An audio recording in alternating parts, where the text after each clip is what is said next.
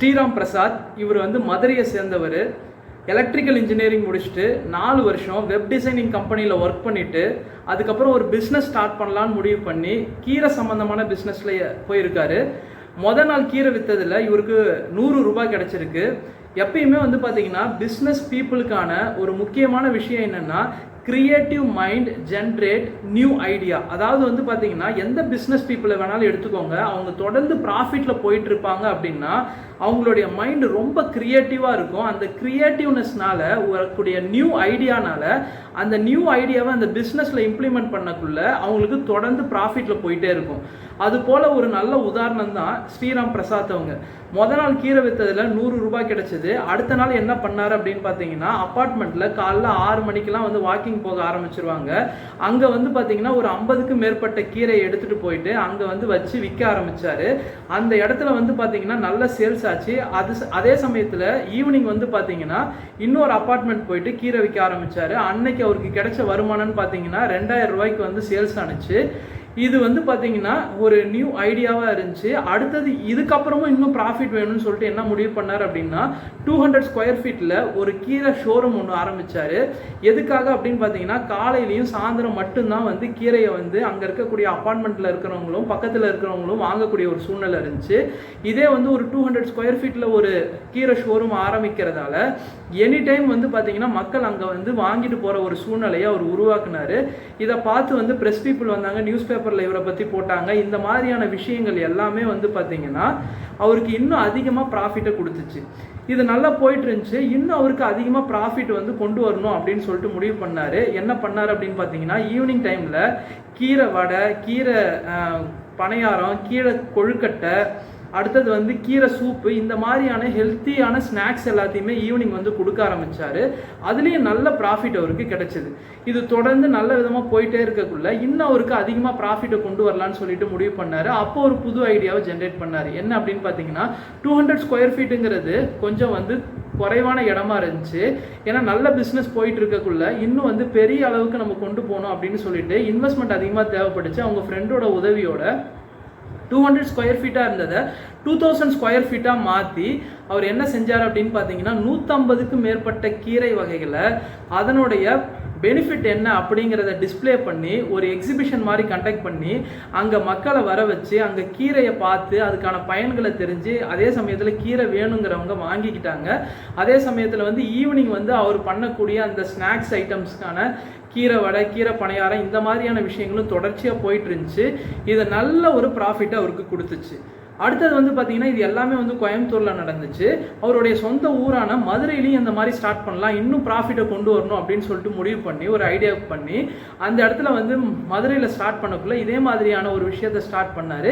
Evening வந்து பார்த்தீங்கன்னா அங்கே வந்து ஸ்நாக்ஸ் ஐட்டம்ஸ் வந்து பார்த்தீங்கன்னா அதை விட இன்னும் எக்ஸ்ட்ரா ஐட்டம்ஸ் கொடுக்கலாம் அப்படின்னு சொல்லிட்டு ஈவினிங்கில் வந்து 25க்கும் மேற்பட்ட கீரை வகை தோசைகள், அடுத்தது கீரை கூட்டு, கீரை பொரியல், அதே சமயத்தில் களி, அதே சமயத்தில் அங்கே இருந்த எல்லா விஷயங்களும் கீரை வடை, கீரை கொழுக்கட்டை, கீரை பணியாரம், கீரை சூப்பு, இந்த மாதிரியான விஷயங்கள் எல்லாத்தையும் கொடுக்கக்குள்ள அங்கேயே நல்ல வரவேற்பு இருந்துச்சு, நல்ல ஒரு ப்ராஃபிட்டும் கிடைச்சது. இது கொஞ்சம் கொஞ்சமாக வந்து பார்த்திங்கன்னா பக்கத்தில் இருக்கக்கூடிய சிட்டி, பக்கத்தில் இருக்கக்கூடிய டிஸ்ட்ரிக்ட்டு, பக்கத்தில் இருக்கக்கூடிய ஸ்டேட்டுன்னு சொல்லிட்டு ஏன் பக்கத்தில் இருக்கக்கூடிய கண்ட்ரியில் கூட தெரிகிற அளவுக்கு இவர் கொஞ்சம் நல்லா ஃபேமஸ் ஆனார். ஏன் அப்படின்னா இவர் வந்து கீரைக்கடை.com அப்படிங்கிற ஒரு இ-காமர்ஸ் வெப்சைட் வச்சுருந்தார். அதே சமயத்தில் ஒரு மொபைல் ஆப்பும் இதுக்காக ரெடி பண்ணி வச்சுருந்தார். அடுத்தது வந்து பார்த்திங்கன்னா இதோட ஒரு விட்டுரில் இன்னும் அதிகமாக ப்ராஃபிட் வேணும். அப்போ இன்னும் அதிகமாக ப்ராஃபிட் வேணும் அப்படின்னா திரும்பி ஒரு புது ஐடியாவோடு வந்தார். என்ன புது ஐடியாவோடு வந்தார் அப்படின்னு பார்த்தீங்கன்னா 24 மணி நேரம் மட்டும்தான் ஒரு கீரை வந்து வாடாத இருக்கும். அதுக்கு மேலே வந்து பார்த்தீங்கன்னா அந்த கீரை வாட ஆரம்பிச்சிடும். அப்படி என்ன வந்து நம்ம இந்த கீரையை வந்து இன்னும் பண்ணலாம் அப்படின்னு யோசிக்கக்குள்ள ஒரு ஃபுட் ப்ராடக்டை நம்ம கொண்டு வருவோம் அப்படின்னு சொல்லிட்டு முடிவு பண்ணார். சரி, இந்த ஃபுட் ப்ராடக்டை நம்ம கொண்டு வந்தோம் அப்படின்னா எப்படி கொண்டு வர்றது அப்படிங்கிறத வந்து ஒரு 6 மாதத்துக்கு மேலே வந்து அதை பற்றி வந்து ஒரு ரிசர்ச் மாதிரி பண்ணி க்ரீனி டிப் அப்படின்னு சொல்லிட்டு ஒரு கான்செப்டை கொண்டு வந்தார். அந்த க்ரீனி டிப்பில் வந்து என்னென்னா டிப் சூப், அதாவது வந்து டிஃப்யூஷன் பேக்கை வந்து டிப் பண்ணக்குள்ள ஒரு 100 ml ஹாட் வாட்டரில் டிப் பண்ணோம் அப்படின்னா நமக்கு வந்து சூப் ரெடி ஆயிரும். ஓகேங்களா? என்ன சூப் அப்படின்னு பார்த்தீங்கன்னா கீரை சூப் ரெடி ஆயிடும். இதே வந்து ஒரு 6 ஃப்ளேவரில் கொடுத்தாரு. என்னென்ன ஃப்ளேவர் அப்படின்னு பார்த்தீங்கன்னா உதாரணத்துக்கு வந்து முருங்கை, அடுத்தது வந்து பார்த்தீங்கன்னா வல்லாரை, அடுத்தது வந்து முடக்கத்தான், இந்த மாதிரியான ஒரு 6 ஃப்ளேவரில் வந்து அந்த டிப் சூப்பை வந்து ரெடி பண்ணி இந்த இடத்துல வந்து டிஃப்யூஷன் பேக்கை டிப் பண்ணக்குள்ள நமக்கு வந்து அந்த சூப் ரெடி ஆயிரும். இந்த மாதிரியான ஒரு கான்செப்டை கொண்டு வரக்குள்ள இன்னும் நிறைய ப்ராஃபிட் அவருக்கு கிடைச்சிது.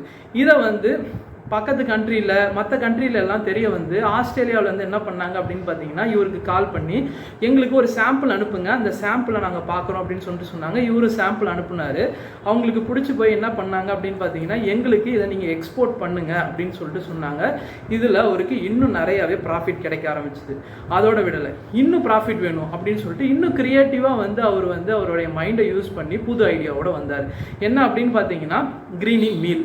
இந்த கிரீனி மீல் என்ன அப்படின்னு பார்த்தீங்கன்னா வாழைத்தண்டு கூட்டு, அடுத்தது வந்து வாழை பூ கூட்டு, அடுத்தது வந்து கீரை கூட்டு, இது எல்லாமே வந்து பார்த்தீங்கன்னா ரெடியாக சாப்பிட்ற மாதிரி, அதாவது வந்து பேக்கெட்டை ஓப்பன் பண்ணி சாப்பிட்ற மாதிரி இவர் வந்து ஒரு கான்செப்டை கொண்டு வந்தார், கிரீனி மீல் அப்படின்னு சொல்லிட்டு. இதுவும் வந்து பார்த்தீங்கன்னா நல்ல ஒரு ப்ராஃபிட்டில் போணுச்சு. இப்போ வந்து பார்த்தீங்கன்னா ஆரம்பத்தில் 100 ரூபாய்க்கு தான் அந்த கீரை சேல்ஸ் ஆணுச்சு. 2016 வந்து பார்த்தீங்கன்னா 18 லட்சம் வந்து பார்த்தீங்கன்னா இவருக்கு வந்து அந்த கீரை விற்றதில் சேல்ஸ் ஆன அந்த டிரான்சாக்ஷன் அமௌண்ட்டு. அடுத்தது வந்து பார்த்தீங்கன்னா 2018 60 லட்சத்துக்கு மேலே வந்து டேர்ன் ஓவர் ஆகிருக்கு இவர் கீரை சம்மந்தமான பிஸ்னஸில். 2020 1 கோடி ரூபாய்க்கு மேலே டிரான்சாக்ஷன் போயிருக்கு இந்த கீரை விற்றதுக்கான அது சம்மந்தமான பிஸ்னஸில். இப்போ இவர் வந்து பார்த்தீங்கன்னா தொடர்ச்சியாக வந்து பார்த்தீங்கன்னா இவருடைய மைண்டை ரொம்ப க்ரியேட்டிவாக அந்த நியூ ஐடியாவை ஜென்ரேட் பண்ணி அந்த பிஸ்னஸில் அதை இம்ப்ளிமெண்ட் பண்ணக்குள்ள தொடர்ந்து அந்த பிஸ்னஸ் வந்து ப்ராஃபிட்லேயே போயிட்டுருக்கு. இப்போ ஒரு பிஸ்னஸ் வந்து ப்ராஃபிட்டில் போகல அப்படின்னா அதுக்கு முக்கியமான காரணம் என்ன அப்படின்னு பார்த்தீங்கன்னா இப்போ மார்க்கெட்டில் டிமாண்ட் வந்து அந்த பிஸ்னஸ்க்கு இருக்குது அப்படின்னா அது கண்டிப்பாக ப்ராஃபிட்டில் தான் போயிட்டுருக்கும்.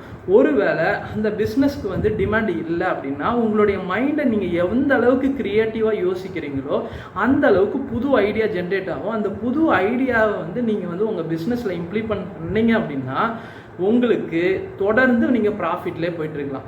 அதனால் பிஸ்னஸ் பீப்புள் எல்லாமே உங்களுடைய மைண்டை எந்த அளவுக்கு க்ரியேட்டிவாக யோசித்து நியூ ஐடியாவை உங்கள் பிஸ்னஸில் இம்ப்ளிமெண்ட் பண்ணுறீங்களோ அந்த அளவுக்கு உங்களுடைய ப்ராஃபிட்டும் உங்களுடைய பிஸ்னஸ்லேயும் நீங்கள் வந்து ரொம்ப நல்லா சக்ஸஸ் ஆகலாம். அடுத்த பதிவில் சந்திக்கிறேன். நன்றி.